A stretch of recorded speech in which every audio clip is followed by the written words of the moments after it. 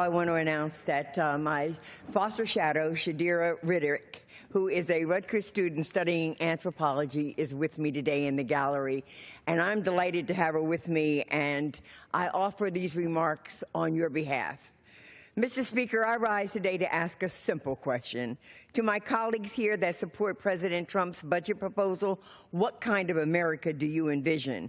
What kind of America do you envision when you support proposed tax plans that line the pockets of Wall Street investors, yet raises the taxes for the working men and women struggling to make ends meet?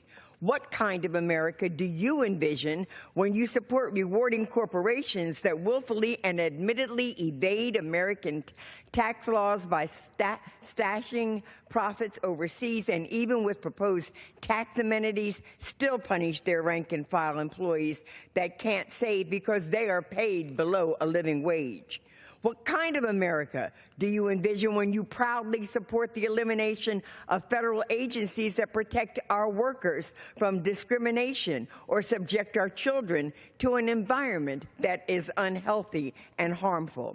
The President's budget proposal released yesterday is built on heartless cuts to Medicaid, SNAP, Social Security disability insurance benefits, additional income for poor seniors, disabled adults, children, and public assistance for needy families.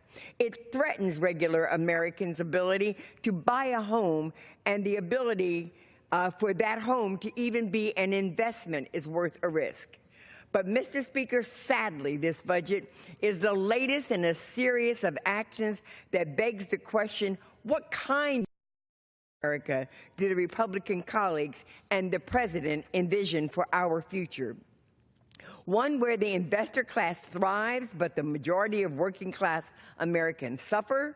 One where our environment provides temporary profits, but irreparable harm. One where we make a promise to seniors while they work hard to build and sustain our economy, but upon retirement, snatch away their investments along with any safety net. Mr. Speaker, I envision a different America. I envision America where an honest day's work, no matter where you clock in, deserves a living wage. An America where my granddaughter, Cameron, will make the same amount as your grandsons for the same work. I envision an America where we double down our investment in public education, where we double down on our investment in this country's future. I envision a country where common sense gun legislation limits the opportunity for tragedy to strike in our schools and churches at the hands of hatred and bigotry. The America I am here working towards is an America that celebrates the richness of our diversity and seeks to right past wrongs. An America to be envied.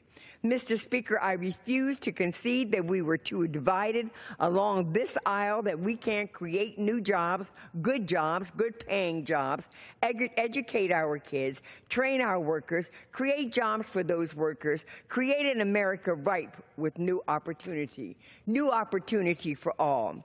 Mr. Speaker, the America I envision, the America I believe, the America that we deserve is within our reach.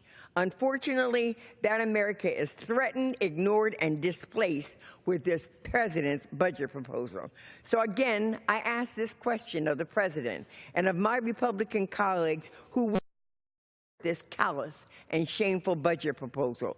What kind of America do you envision, and when will you stand up and fight for the rights of all Americans that we are so deserving of?